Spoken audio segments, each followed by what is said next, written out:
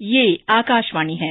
विशेष कार्यक्रम में वर्षांत श्रृंखला के अंतर्गत सुनिए स्वास्थ्य के क्षेत्र में सरकार की योजनाओं और उपलब्धियों पर केंद्रीय मंत्री डॉक्टर मनसुख मांडविया के साथ आकाशवाणी संवाददाता हिमानी राणा की विशेष बातचीत। भारत सरकार ने यूनिवर्सल हेल्थ कवरेज को अपना प्राथमिक उद्देश्य घोषित किया है। इसे प्राप्त करने के लिए केंद्रीय स्वास्थ्य और परिवार कल्याण मंत्रालय ने आयुष्मान भारत योजना की शुरुआत की है। इसका लक्ष्य है सभी स्तरों पर स्वास्थ्य संबंधी जरूरतों को समग्र रूप से संबोधित करना। आकाशवाणी के साथ एक विशेष बातचीत में माननीय केंद्रीय स्वास्थ्य और परिवार कल्याण मंत्री श्री मनसुख मांडविया ने आयुष्मान भारत के विभिन्न पहलुओं और उपलब्धियों पर चर्चा की। कोविड महामारी के प्रबंधन में भारत की सफलता पर प्रकाश डालते हुए भी उन्होंने कहा कि भारत ने कोविड प्रबंधन और टीकाकरण के लिए दुनिया को एक सफल मॉडल दिया है। उन्होंने ये भी बताया कि कैसे भारत ने इस महामारी को अपने स्वास्थ्य ढांचे को तेज गति से सुधारने के अवसर के रूप में लिया। उन्होंने स्वास्थ्य के क्षेत्र में हो रहे विकास एवं प्रधानमंत्री नरेंद्र मोदी के नेतृत्व में हो रही गतिविधियों पर भी प्रकाश डाला। आज हमारे साथ चर्चा में जुड़ रहे हैं केंद्रीय स्वास्थ्य मंत्री माननीय मनसुख मांडविया जी। मंत्री जी, आपका बहुत बहुत स्वागत है। धन्यवाद। सबसे पहले हम आपको हार्दिक बधाई देना चाहेंगे कि हमारे देश ने 220 करोड़ कोविड टीकाकरण का आंकड़ा पार कर लिया है। तो मंत्री जी, हम आपसे जानना चाहेंगे कि इस लक्ष्य को प्राप्त करने में और कोविड जैसी भयावह बीमारी से लड़ने में आपके मंत्रालय का सफर कैसा रहा? देखो, विश्व में कोविड महामारी आई और सारी दुनिया ने कोविड महामारी का मार झेला, लेकिन हिंदुस्तान ने उसके सामने जो लड़ाई लड़ी, आज दुनिया उसकी सराहना करती है। मैं वर्ल्ड इकोनॉमिक फोरम में लास्ट बार गया था, तो उस वक्त मुझे बिल गेट्स मिला। उन्होंने मुझे कांग्रेचुलेशन कहते हुए कहा कि इंडिया ने कोविड मैनेजमेंट बेस्ट किया और इंडिया ने वैक्सीनेशन बेस्ट किया। आपने देखा होगा ड्यूरिंग कोविड क्राइसिस भारत सहित देश में और दुनिया में लॉकडाउन था। दुनिया में लॉकडाउन के सामने एजिटेशन हो रहा था, लोग सड़कों पर निकले थे, विरोध हो रहा था, लेकिन भारत में ऐसा नहीं हुआ। भारत में प्रधानमंत्री जी ने प्रारंभ से ही पब्लिक ओरिएंटेशन का बहुत बड़ा काम किया। आपने ये भी देखा होगा कि ड्यूरिंग कोविड क्राइसिस मैं सारी दुनिया के साथ बात करता था और दुनिया मुझे बता रही थी कि हमारे यहाँ डॉक्टर्स ड्यूटी पर नहीं आ रहा है, नर्स ड्यूटी पर नहीं आ रही है, पैरामेडिक स्टाफ नहीं आ रहा है, हमें दिक्कत है। और जो देश में अपने अपने कानून होंगे, कानून के मुताबिक उन्होंने अपने डॉक्टर्स, नर्स, सब मेडिकल स्टाफ है, उसके सामने उन्होंने ड्यूटी ज्वाइन करने के लिए एक्शन किया। लेकिन इंडिया को ऐसा नहीं करना पड़ा। क्यों नहीं करना पड़ा? इंडिया में मोदी जी ने प्रारंभ से ही, आपने देखा होगा, ताली बजाई कोरोना वॉरियर्स को प्रोत्साहित करने के लिए। डॉक्टर को, नर्स को, हमारे लॉकडाउन में सेवा दे रहे सभी पुलिस कर्मियों को, सभी के लिए मोदी जी ने ताली बजाई। आकाश में डिफेंस के प्लेन से ट्राई कलर करके तिरंगा फहरा के उसका अभिनंदन किया। तो पब्लिक ओरिएंटेशन का काम इंडिया में बेस्ट हुआ और इंडिजिनियस रिसर्च और इंडिजिनियस मैन्युफैक्चरिंग करके आपने ये देखा होगा कि इंडिया की ताकत भी कोविड क्राइसिस में हमने देखी। हम रिसर्च भी कर सकते हैं, हम मैन्युफैक्चरिंग भी कर सकते हैं और जो वैक्सीन का रिसर्च दुनिया में ही हो और रिसर्च होने के बाद इंडिया में वो 10-15 साल के बाद ही आ सकता है, ऐसा एक माइंडसेट था। लेकिन दुनिया में फर्स्ट डोज 20 दिसंबर 2020 को लगा। भारत में इंडियन रिसर्च, इंडियन मैन्युफैक्चरिंग किया हुआ फर्स्ट डोज बराबर 1 महीने के बाद जनवरी 2021 में लगा। जो इंडिया का ही रिसर्च, इंडिया का ही मैन्युफैक्चरिंग किया हुआ वैक्सीन का वैक्सीनेशन ड्राइव प्रारंभ हुआ और 18 महीने में ये वैक्सीन आज 220 करोड़ डोज एडमिनिस्टर हो चुका है। इंडिया एक इकलौता ऐसा देश है जिसका 12 एबो पॉपुलेशन को 98% वैक्सीनेशन हो चुका हो। ये बहुत बड़ी बात है, ये इंडिया कर पाया है और उसके पीछे एक विजन वाली लीडरशिप है। मोदी जी के नेतृत्व में हमने जो कोविड के सामने लड़ाई लड़ी और जो गोल अचीव किया, दुनिया को आश्चर्य लग रहा है कि हो सकता है। 220 करोड़ डोज एडमिनिस्टर हुआ। 11 दिन ऐसा थे जिसमें 1 करोड़ से एबो डोज एक दिन में एडमिनिस्टर हुए हो। दूसरा, जब वैक्सीनेशन ड्राइव चल रही थी, डेली 80 लाख 1 करोड़ एबो डोज एडमिनिस्टर हो रहे थे। आपने कभी ये न्यूज नहीं देखा होगा 1.25 लाख सेशन हर दिन हो रहे थे, यानी कि वैक्सीनेशन सेंटर थे। आपने ऐसा कोई न्यूज नहीं मिला होगा कि हम वैक्सीनेशन सेंटर पर गए लेकिन वैक्सीन नहीं था। आपने ऐसा भी न्यूज कभी न्यूज़पेपर में नहीं देखा, मीडिया में भी नहीं देखा कि हम वैक्सीनेशन सेंटर पर गए, वैक्सीन तो था लेकिन वैक्सीनेटर नहीं थे। आपने ऐसा भी न्यूज कभी नहीं देखा होगा कि वैक्सीनेटर भी था, वैक्सीन था, लेकिन सिरिंज नहीं थी। कभी ऐसा न्यूज आपने नहीं सुना, वैक्सीनेटर था, वैक्सीन था, सिरिंज थी, लेकिन नीडल की कमी से वहां वैक्सीनेशन रुका नहीं हुआ। तो एक holistic best Covid management vaccination drive जो देश में चली, उसका नतीजा ये निकला कि आज भी दुनिया परेशान है और इंडिया में कोई परेशानी की स्थिति आज के दिन में नहीं है। हम कोविड के सामने सक्सेसफुली लड़ाई लड़ पाए। मंत्री जी, आपने बात की रिसर्च और इनोवेशन की। किसी भी समाज को आगे बढ़ने के लिए रिसर्च और इनोवेशन काफी अहम पहलू है और आज के दौर में भारत स्वदेशी शोध को काफी बढ़ावा दे रहा है। इस दिशा में हाल ही में उद्घाटित national animal resource facility for biomedical research का क्या योगदान रहेगा?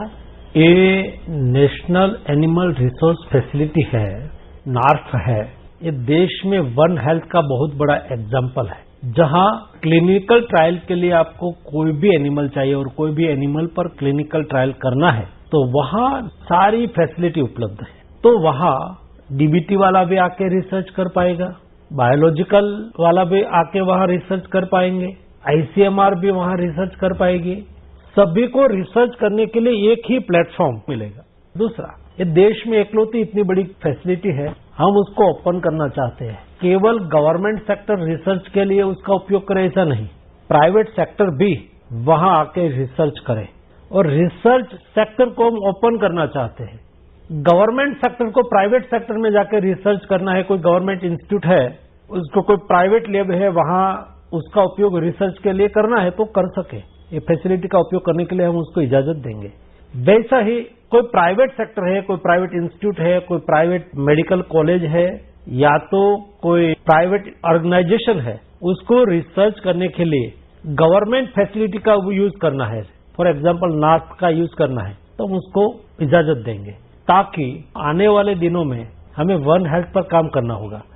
वन हेल्थ में एनिमल हेल्थ आएगी, ह्यूमन हेल्थ आएगी, प्लांट हेल्थ आएगी, एनवायरमेंट आएगी, ऑल टाइप ऑफ हेल्थ को एक समग्र होलिस्टिक रूप में उसका सॉल्यूशन कैसे लाए ताकि लोगों का जीवन सुखमय बने, लोगों के जीवन के सामने जो थ्रेट है वो कम से कम हो।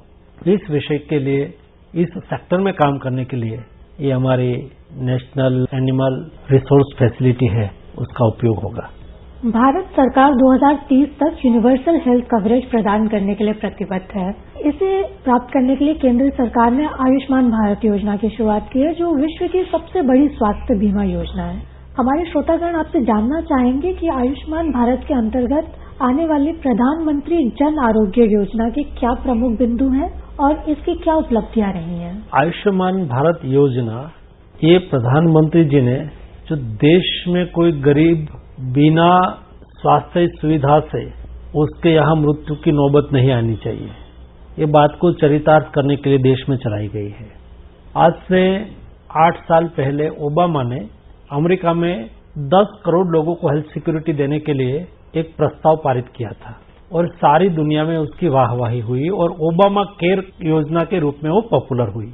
वैसे ही आयुष्मान भारत योजना 10 करोड़ फैमिली, अभी उसको पॉपुलेशन बढ़ाए तो 11 करोड़ कर दिया, तो 11 करोड़ फैमिली यानी कि 55 करोड़ लोगों को हेल्थ सिक्योरिटी दे रहा है।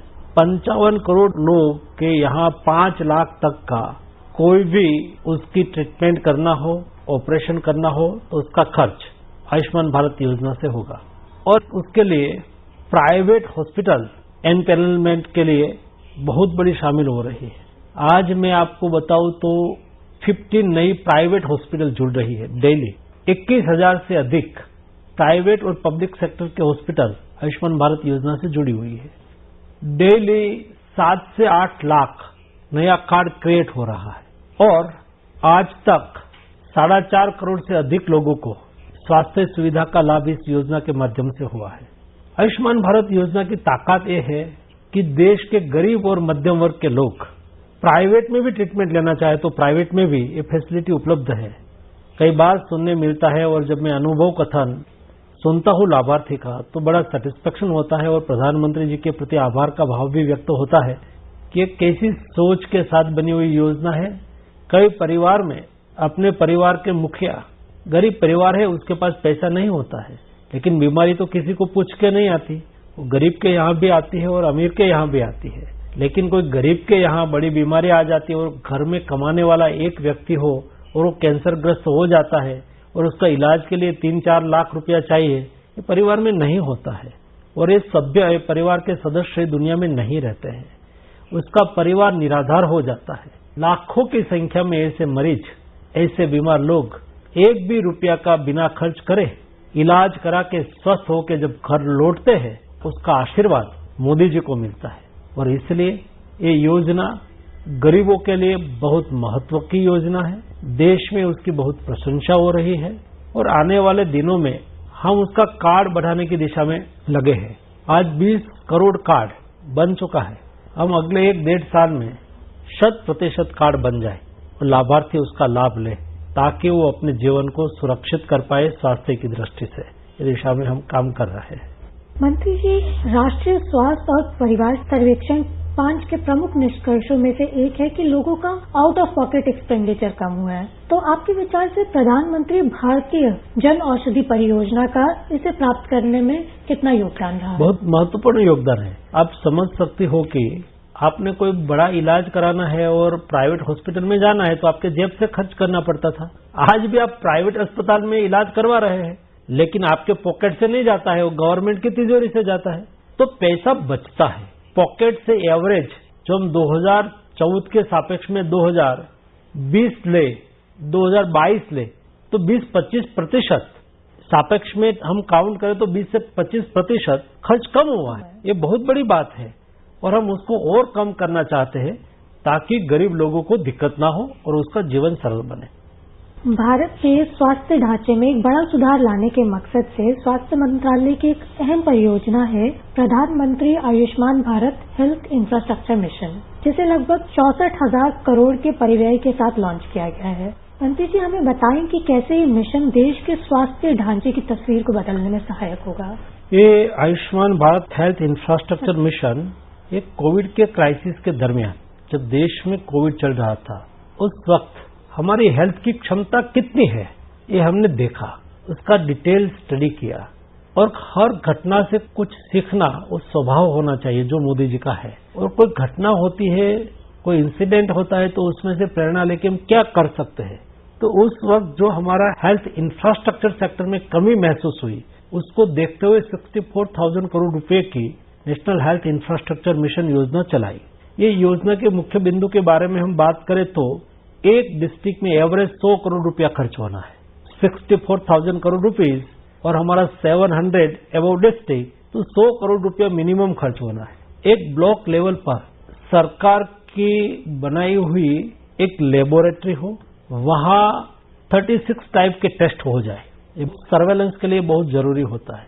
उसके ऊपर डिस्ट्रिक्ट लेवल पर एक बड़ी एपिडेमियोलॉजी लेबोरेटरी हो, वहां 125-200 टाइप के टेस्ट हो जाए। उससे 2 फायदा होगा। एक तो ब्लॉक लेवल और डिस्ट्रिक्ट लेवल की लेबोरेटरी के बीच में सिनर्जी होगी, ताकि सर्वेलेंस सिस्टम हम स्ट्रांग कर पाए। कोई नया डिसीज दिखा तो तुरंत ही ये सरकारी सिस्टम में आ जाएगा कि ये टाइप का आउटब्रेक कुछ दिखाई दे रहा है। दूसरा, हर डिस्ट्रिक्ट में 100 बेड का एक क्रिटिकल केयर यूनिट बनाया जाएगा। क्रिटिकल केयर यूनिट में एकदम अद्यतन वेंटिलेटर से लेके ऑक्सीजन से लेके ऑल टाइप ऑफ सुविधा उसमें हो, और वो 100 बेड का होगा। उसको क्रिटिकल केयर यूनिट बोलते हैं। ये रेडी होगा जब ऐसी कोई क्राइसिस हो, तो बाकी के समय में जनरल यूज के लिए आए, लेकिन ऐसी कोई क्राइसिस हो तो डिस्ट्रिक्ट में आपको क्रिटिकल केयर यूनिट की कमी ना हो, यानी कि इस लेवल की वेंटिलेटर और वेंटिलेटर एबव की फैसिलिटी पब्लिक सेक्टर के पास होनी चाहिए। प्राइवेट सेक्टर के पास लिमिटेड होती है, तो एक उसके माध्यम से किया जाएगा। स्टेट लेवल और रीजनल लेवल पर एक बड़ी लेबोरेटरी हो, रिसर्च सेंटर हो, जो ब्लॉक टू डिस्ट्रिक्ट टू एक रीजन को जोड़े, 3-4 स्टेट को जोड़े, और उसको सेंट्रल आईसीएमआर के लैब के साथ उसको जोड़ा जाए, ताकि सर्वेलेंस सिस्टम को स्ट्रांग बनाई जाए, हेल्थ इंफ्रास्ट्रक्चर को मजबूत किया जाए, लोगों की सुविधा को बढ़ोतरी उससे ऑटोमेटिक हो जाए। इस टाइप के बिंदु को लेते हुए नेशनल हेल्थ इंफ्रास्ट्रक्चर मिशन हमने चलाया है। 5 साल में 64,000 करोड़ रुपया का खर्च हमें Ayushman Bharat national health infrastructure mission के तहत करना है। हम जानना चाहेंगे क्या हमारे पास पर्याप्त मानव संसाधन है इसके लिए?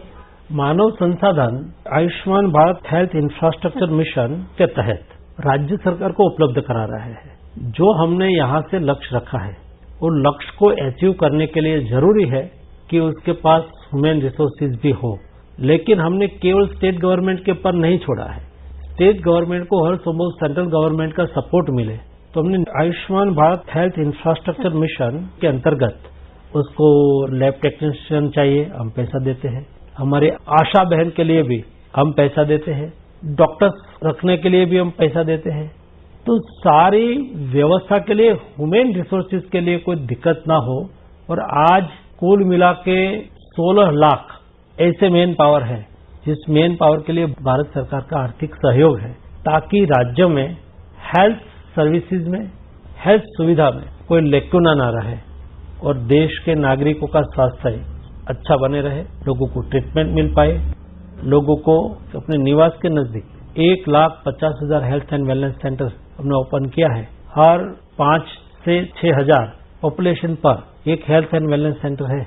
वहां एक कम्युनिटी हेल्थ ऑफिसर के रूप में सीनियर नर्स हो या तो आयुष डॉक्टर हो या MBBS डॉक्टर हो, इस टाइप के लोगों का मेन पावर के रूप में हम उसको आर्थिक सहयोग कर रहे हैं, ताकि कम्युनिटी लेवल पर भी सुविधा उपलब्ध हो, ग्रामीण क्षेत्र में भी सुविधा उपलब्ध हो। उसका मकसद ये है कि हमारी सरकार हेल्थ को एक्सेसिबल करना चाहती है, हेल्थ को एफोर्डेबल करना चाहती है।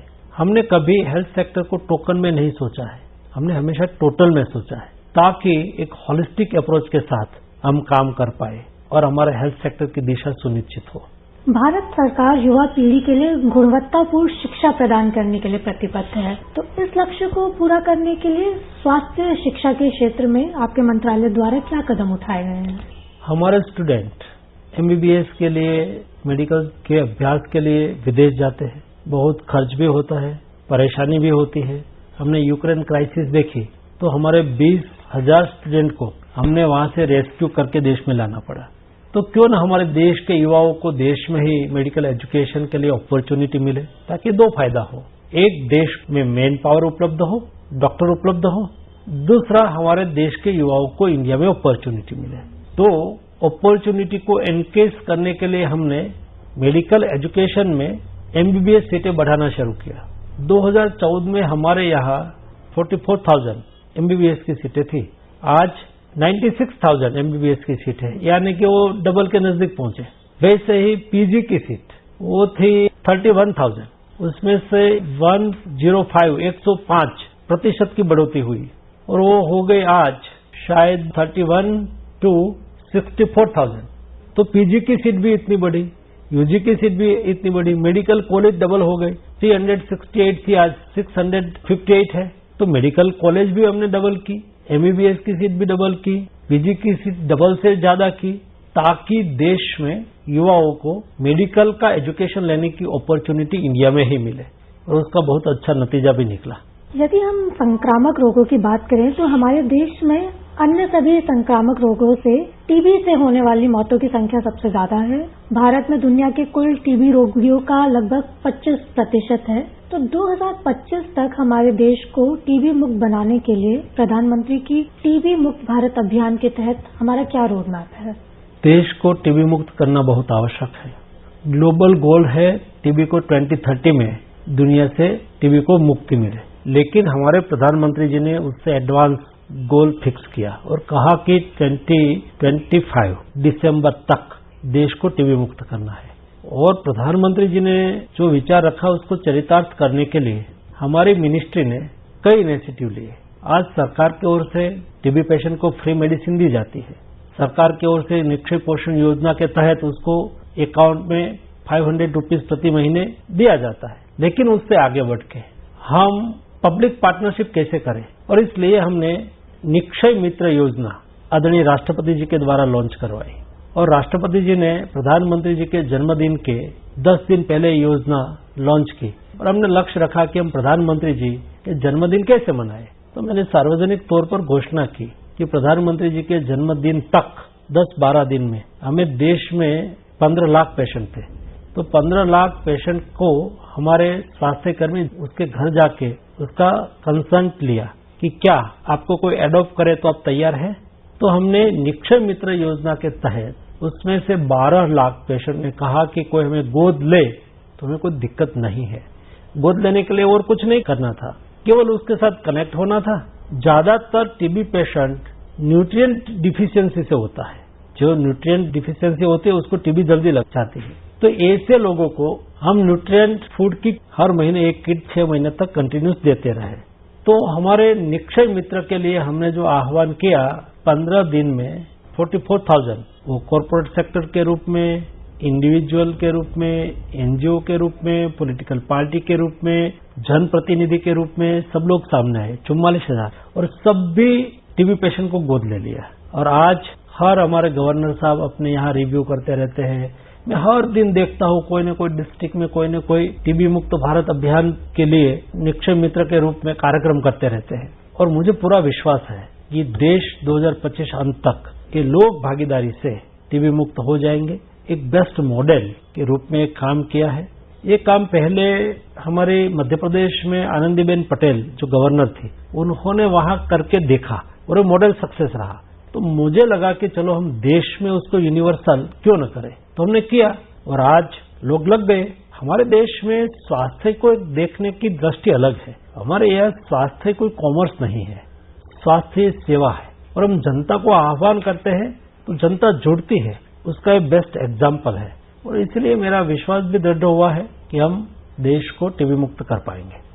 1 दिसंबर को भारत ने G20 की अध्यक्षता ग्रहण की है, तो भारत की G20 अध्यक्षता में डिजिटल स्वास्थ्य एक प्रमुख प्राथमिकता है। तो हम आपसे जानना चाहेंगे कि आयुष्मान भारत डिजिटल मिशन भारत के लिए एक मजबूत और इंक्लूसिव डिजिटल हेल्थ इकोसिस्टम के निर्माण में कैसे मदद करेगा?